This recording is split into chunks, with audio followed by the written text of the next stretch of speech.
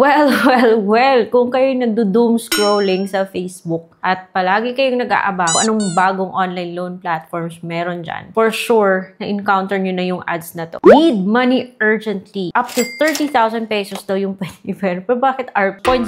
Ano to? Per day, per month? 180 days to pay and the repayment daw is 31,620.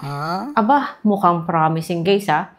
Pero, wag nyo munang i-download yung loan app na to guys kasi sinubukan ko siya at i-share ko yung aking mga findings, charot findings, para alam nyo kung anong meron sa loan app na to. Mahirap na guys ha, na baka ma-surprise tayo sa kung anong meron. Kaya, panoorin nyo na lang yung video na to.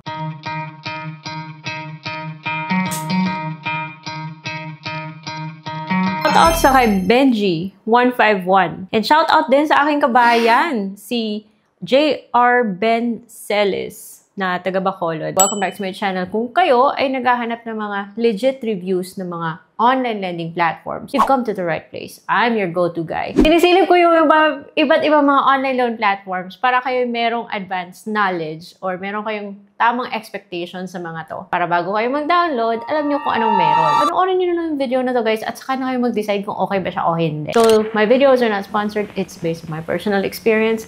Dinownload ko po tong si Peso Manager online cost note. Anong drama to?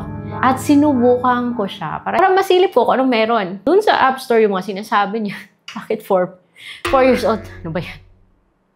Mukhang wala pa yata nag-review sa kanya. So, Peso Manager, your go-to for seamless, secure, and smart financial control. Oh, ayan. Under siya sa kay Gold Coin Lending Corporation, which hindi ko naman siya mahanap sa list of recorded online lending platform. So, ano na naman to? Importante na yung isang lending company ay nasa list of recorded online lending platforms. In case magkaroon tayo ng problema, kapag registered po siya sa SEC, nare-reklamo natin siya.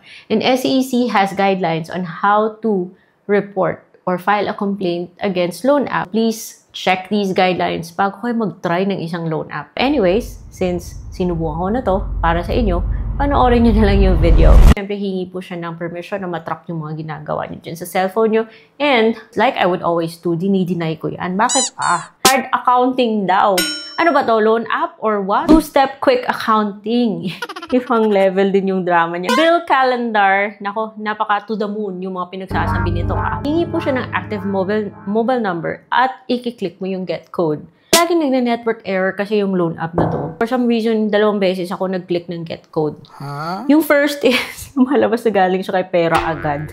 Ano ba yan? Pero may open and close brackets na si Peso Manager daw. Yung second naman, si Gold Pocket naman. So, ano ba yung loan app na to? Bago ba talaga or bagong palit pangalan? Nung nasa system na nila ako, humingi po siya ng access sa location. Kailangan mo yung i-allow para makapag-continue. Lumalabas na 50,000 pesos. So, kanina sa ads niya 30,000 pesos, pero dito pala is 50,000 pesos. Pero talaga ba, di ba? Merong 121 days to pay. Charot, 0.05 per day. Ano pa clickbait dito? Kung magpapa-clickbait kayo, talo kayo. Kaya, click ako ng apply now. So, medyo ang daming parang hindi naayos yung pagkakagawa ng loan app na to guys kasi panay siya nagka-crash. Tapos network error, tapos parang mabagal po mag-load yung kada page. Patuloy ko pa rin guys at nududa na kasi ako na para siyang isang loan app na nawala tapos nagpalit ng pangalan. Mukhang wala pa naman pala akong record. Actually, bago ako mag-login, sinek ko yung kanyang privacy agreement and pinaninindigan niyang under daw siya kay Gold Coin Lending, which again, yung registration nito is also questionable. And also guys, kahit na yung loan app na ito, meron siyang delete account ha, which sabi niya, irreversible daw yung action. Uwe ka dyan. Ang dami ko ng mga loan apps nakita na akala mo nagpa-delete ka, pero bakit yung mga e-wallet mo has been banned na daw, o yung ganun. Guys, proceed with caution. ID ka agad guys, submission ng driving license, PRC, SSS, passport, postal ID, and UMID. And meron siyang other options, which includes TIN, voter ID, national ID, pag-ibig, health card. Willing ka ba talaga ibigay yung ID mo sa loan app na to? Whatever ID man yung napili mo, pipicturean mo yan. May instructions and i-confirm mo. Pwede mong kunin sa phone book, pwede mo ring picturean on the go. So, syempre, hingi po siya ng access sa camera mo. Kaagad yung nakaka-capture yung details. O, di ba? Kunyari, para hindi ka na mahirapan. Ano ba yan? Hingin niyo po yung mga personal information from education, marital status, number of credit cards, email, gender, residential address. May mga optional siyang hinihingi information. So, pag sinabing optional, huwag nyo nang ibigay. Kaya siguro ako na-reject. Kaya yan, preview, pero wag muna kayong umalis. Yun, na-reject ako. Kaya siguro na-reject ako kasi hindi ko sa kanya binigay yung aking Facebook. O, ayan, wala rin akong binigay na Viber tsaka alternate phone number sa kanya. Bibigay mo yung work information mo. So, sinabi ko sa kanyang housewife ako. So, guys, it doesn't really matter kung anong ilalagay mong mode of profession. Employment details dyan. Kasi kahit nasabihin mong housewife ka or unemployed, hingin niya pa rin yung company name, yung company address, details, phone number, and work experience, yung ganun. And i-click mo yung confirm. Hindi ka makakapag-continue kung hindi mo yun ma-fill out. And then, hihingi po siya na contact, whatever, pero mali to. Hihingi po siya ng first reference contest. Tatlong tao na galing sa phone book mo yung hihingin niya. E-wallet or bank yung pwede niyang padalhan. Pero syempre, mga loan apps, medyo 50-50 ako, e-wallet po yung binibigay ko. And yung e-wallet na tinatanggap niyo, pwedeng coins, pwedeng GCash, pwedeng GrabPay, pwedeng Lazada, at saka pwedeng PayMaya. Lumabas na yung kanyang offer. 4,000 pesos. At least hindi nagpalit yung pangalan sa taas. Peso manager pa rin. O, charot. May pa-countdown pa siya kunyari. Tagal kong naghintay. Tapos reject lang pala.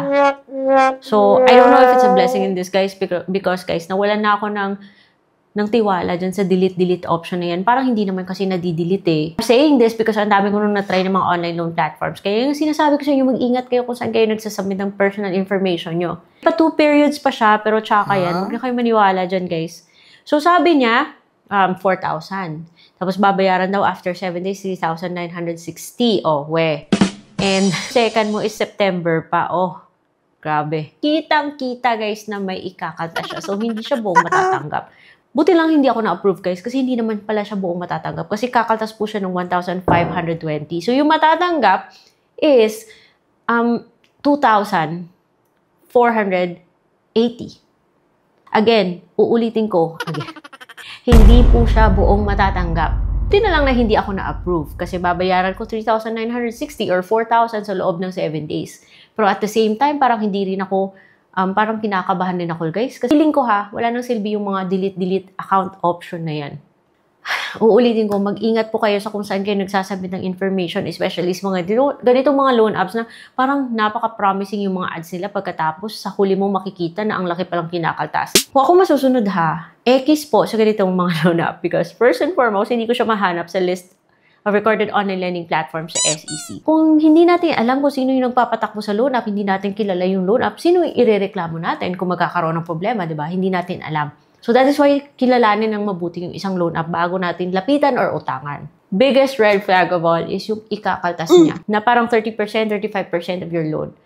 So, kahit na sabihin niyang mababa yung interest, pang laking kinakaltas niya. And that is why X po yung ganitong mga loan app. Huwag dito sa Peso Manager na to, pag nakita niyo yung ads niya, huwag yung pansinin. Huwag nyo nang i-download. Tsaka check nyo yung mga loan apps na nasa playlist na legit loan apps by Ate Red. Kasi andun po yung mga loan apps na nasubukan ko. Rehistrado po sa SEC and are far better than this loan app na si Peso Manager. Please, wag lang to. So, that's all for today's video. I'll see you on my next vlog.